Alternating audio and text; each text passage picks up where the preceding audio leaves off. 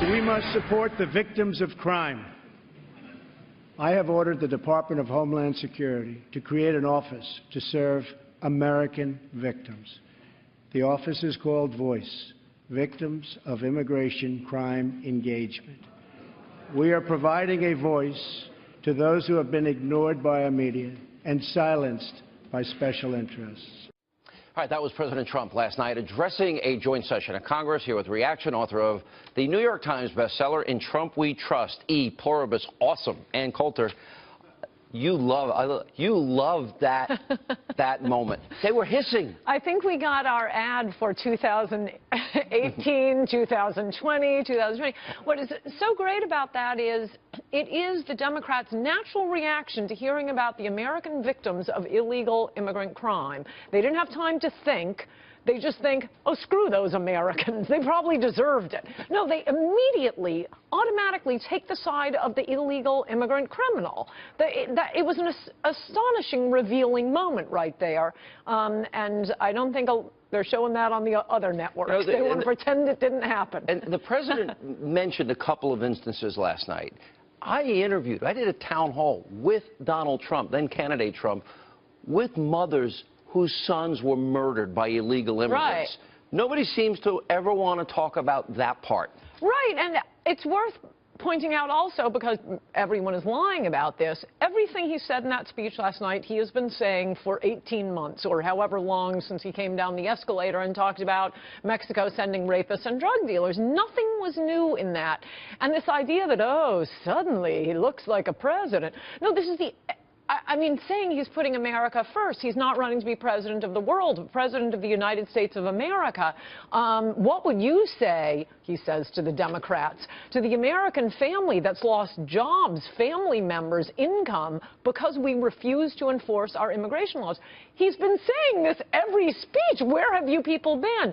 And the idea that they used to say this, that, oh, what kind of State of the Union address will he give if he's sending out tweets like this? Well, come on, everybody knows you speak differently to your boss than you do to your child than you do to your mother. I always knew. I mean, he's a billionaire. He knows how to behave. It was the same message he has been giving all along, but delivered in a proper State of the Union format, and nobody else in that room, not Republicans or Democrats, could have given that speech. Maybe earlier in the campaign, because it was so new, I didn't know how it would work out. I'm now the biggest fan of him tweeting. He actually had a great line. It's like owning your own newspaper. Yeah. And if you have as many followers as him, he's getting more people reading his, quote, columns than any newspaper or any major group of newspapers combined. And it drives the left crazy. I see them over on MSNBC saying, well, we took a poll, and, you know, most people out in America say he shouldn't tweet so much. Yeah, okay, you checked in the newsroom. I bet you don't want him to tweet so much. But, yeah, he can punch back through Twitter.